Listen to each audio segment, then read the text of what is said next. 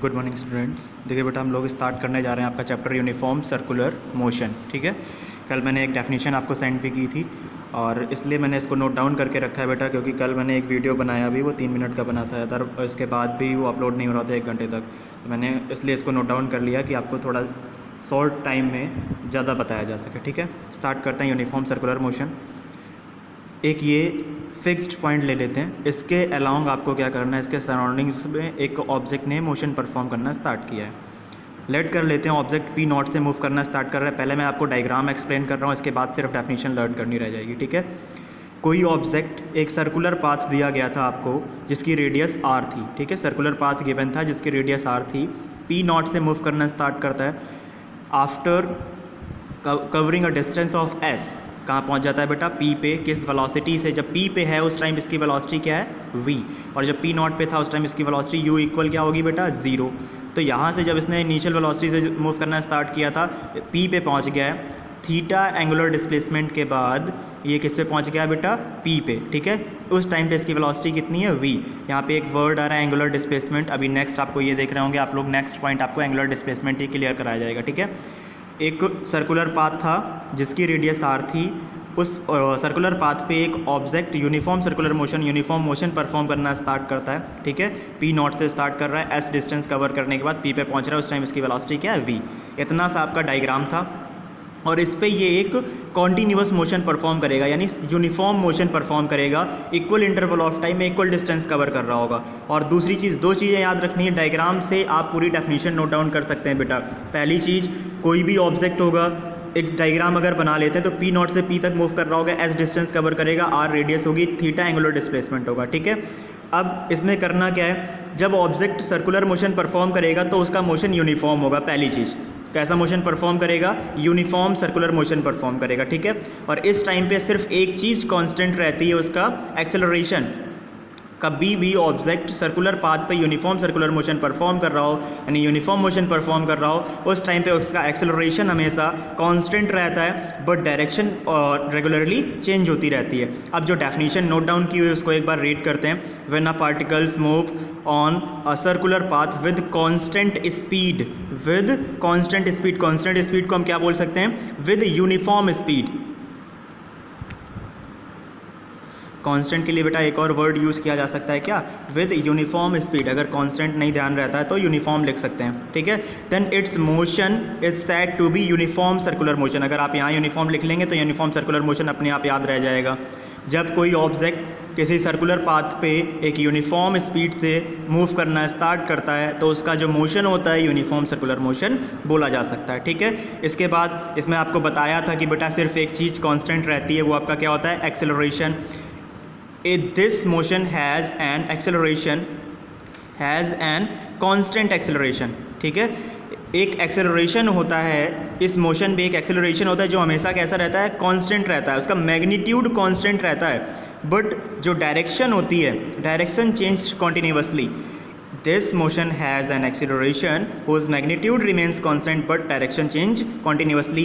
2 चीज़ें हैं, जब कोई ऑब्जेक्ट सर्कुलर मोशन परफॉर्म करेगा, यूनिफॉर्म सर्कुलर मोशन परफॉर्म करेगा, सेम टाइम में सेम डिस्टेंस कवर कर रहा होगा, क्या बोला जाएगा, यूनिफॉर्म सर्कुलर मोशन। ठीक है, या बोल सकते हैं सर्कुलर पाथ पे एक यूनिफॉर्म स्पीड से मूव कर रहा होगा, कांस्टेंट स्पीड से मूव कर रहा होगा, उस कंडीशन पे इस ऑब्जेक्ट के मोशन को हम यूनिफॉर्म सर्कुलर मोशन बोल सकते हैं। इस मोशन पे सिर्फ एक चीज़ कांस्टेंट होती है, वो आपका एक्सेलरेशन होता है, बट उसका मैग्नीट्यूड कांस्टेंट होगा। एक्सेलरेशन का बेटा आपका मैग्नीट्यूड कांस्टेंट होगा, डायरेक्शन कंटिन्यूसली चेंज होती रहती है। ठीक है, अब हमने एक वर्ड बोला था यहाँ पे बेटा, एंगुलर डिस्प्लेसमेंट। किसी बच्चे ने हमसे पूछा भी था कि सर एंगुलर डिस्प्लेसमेंट को एक्सप्लेन कर दीजिएगा, तो हम लोग एंगुलर डिस्प्लेसमेंट पे आते हैं। बेटा ध्यान से समझना, थोड़ा इसमें टाइम में भी एक्स्ट्रा लगेगा, फिर भी आप लोग ट्राई करिएगा, अच्छे से समझ में आ जाएगा। एंगुलर डिस्प्लेसमेंट एक वर्ड है, पी नॉट से ऑब्जेक्ट आपने यहाँ तक मूव कराया था, ये P1 हम लेट कर लेते हैं, ये आपका P2 पॉइंट है। जब आपने पी नॉट से मूव करना स्टार्ट किया, S1 डिस्टेंस ट्रैवल करके आप P1 तक पहुँचें और S2 डिस्टेंस ट्रैवल करके आप P2 तक पहुँचें। ठीक है, S1 डिस्टेंस ट्रैवल करने में आपको टाइम T1 लगा था, और फिर जब आप S2 distance long distance travel कर रहे थे तो आपको टाइम बेटा T2 लगा था।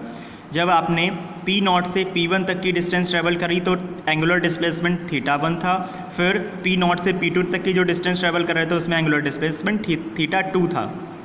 3 चीज़ें हैं, एंगुलर डिस्प्लेसमेंट, डिस्टेंस, टाइम, 3 चीज़ों को ध्यान रख के चलना है। और रेडियस आपकी हर एक पॉइंट पे क्या रहेगी बेटा, सेम।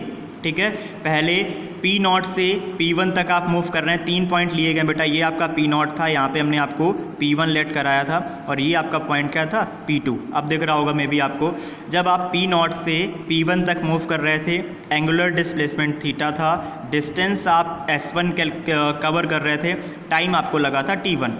वैसे ही P0 से जब P2 तक आप मूव कर रहे थे, एंगुलर डिस्प्लेसमेंट थीटा 2 था, डिस्टेंस आप S2 कवर कर रहे थे, वैसे ही टाइम आपको कितना लग रहा था, T2 लग रहा था। ठीक है, अब यहाँ पे अगर net angular displacement, net distance और नेट टाइम कैलकुलेट करते हैं, तो नेट एंगुलर डिस्प्लेसमेंट आपका क्या आ जाएगा, डेल्टा थीटा। क्यों आएगा, आप यहाँ से थीटा 2 से किसको माइनस करा देंगे, थीटा 1 को। जब आप थीटा 2 माइनस थीटा 1 करेंगे तो आपका क्या आ जाएगा, डेल्टा थीटा।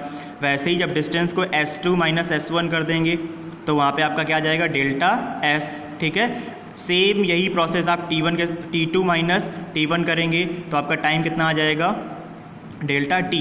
ये जो डेल्टा थीटा आया है, चेंज इन एंगुलर डिस्प्लेसमेंट आया है। ठीक है, डेल्टा S आया है तो चेंज इन डिस्टेंस आएगा, और जो डेल्टा T आया है, चेंज इन टाइम इंटरवल आएगा, कितना टाइम वहाँ से यहाँ तक आपने लिया, कंज्यूम किया। तो इसी को जो आपने अभी डायग्राम में समझा है, सेम एज आपको यहाँ नोट डाउन किया गया है। Let us consider an object starts moving from P0 से कोई ऑब्जेक्ट मूव करना स्टार्ट करता है, whose angular position is theta 1 at time T1। Time T1 पे इसका एंगुलर पोजीशन, एंगुलर डिस्प्लेसमेंट कितना हो गया था बेटा, थीटा 1, और डिस्टेंस कितनी कवर कर ली थी, S1। मैंने आपको बताया था, यही आपको डायग्राम में एक्सप्लेन कराया था। And theta 2 at time T2। जब आपने टाइम T2 कंज्यूम किया, उस टाइम पे एंगुलर डिस्प्लेसमेंट आपका कितना हो गया था, थीटा 2, और डिस्टेंस कितनी कवर कर रहे थे, S2। ठीक है, and object covers a distance of delta S along the circular path. तो टोटल जो इनका हमने डिस्टेंस जो S2 कैलकुलेट कर रहे थे, T2 टाइम में S1 कैलकुलेट कर रहे थे T1 टाइम में, तो नेट डिस्टेंस कैलकुलेट करी गई थी, वो बेटा कितनी निकालने हमने, डेल्टा S। वही लिखा गया है, object covers a distance delta S along the circular path in the time interval delta T। ठीक है, in which it revolve through the angle delta theta. जब डिस्टेंस आपने कवर करी है कितनी बेटा, डेल्टा S, टाइम कंज्यूम किया था डेल्टा थीटा, तब आपने एंगुलर डिस्प्लेसमेंट कितना किया है, delta theta. In this interval then the angular displacement is given by, जब आप डेल्टा S डिस्टेंस कवर करने के लिए डेल्टा टाइम T में क्या करेंगे, delta theta angular displacement cover कर रहे होंगे, उस टाइम पे जो आपका एंगुलर डिस्प्लेसमेंट होगा वो बेटा क्या आ जाएगा, डेल्टा S अपॉन R। ये आपका क्या आ जाएगा, एंगुलर डिस्प्लेसमेंट। इसके बाद नेक्स्ट पॉइंट आता है आपका एंगुलर वेलोसिटी। बहुत ईजी सा है, ध्यान से समझिएगा, नहीं आता है फिर से बताइएगा। The rate of angular displacement, angular velocity में क्या लिखेंगे बेटा, the rate of angular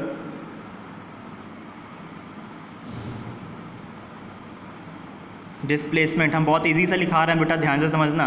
the rate of angular displacement with respect to time, with respect to time. यहाँ पे बेटा WRT लिखा होगा, WRT का मतलब होता है विद रिस्पेक्ट टू। ठीक है, time is known as angular velocity. ठीक है बेटा, आपको डेफिनीशंस जो मैं लिखाता हूँ, मे बी आपको कहीं और आप रीड करेंगे, बुक्स में रीड करेंगे तो थोड़ी सी डिफरेंट मिल सकती है, या बिल्कुल सेम ऐसी नहीं मिल सकती है। ठीक है, तो कंफ्यूज होने की बिल्कुल ज़रूरत नहीं, मैं आपको वो लैंग्वेज लिखाता हूँ जो आप इजी लर्न कर सकें। ठीक है, मीन्स सबका एक ही होता है। तो जब भी आप एंगुलर वेलोसिटी की डेफिनेशन लिखने जाएंगे, इजी रहेगी। The rate of angular displacement, angular displacement अभी आपने यहाँ देखा था, T1 टाइम में थीटा 1, T2 टाइम में theta 2। The rate of angular displacement यहाँ कितना आ गया था, जो नेट डिस्प्लेसमेंट था delta theta with respect to time. अब टाइम यहाँ से कितना कंज्यूम कर रहे थे, delta T is known as angular velocity. It is represented by, इसको रिप्रेजेंट किससे करते हैं बेटा, ओमेगा से। एक वर्ड होता है ओमेगा, ये ग्रीक वर्ड है। ठीक है, it is represented by omega. और आपको जब भी इसका फॉर्मूला लिखना होगा तो आप इसको क्या लिखेंगे, ओमेगा बार equal delta theta upon delta T। ये याद रखिएगा। ठीक है, यहाँ से आपके 3 टॉपिक क्लियर हो जाएंगे बेटा। नेक्स्ट अगले टॉपिक जो भी इसके होंगे नेक्स्ट वीडियो में सेंड किए जाएंगे।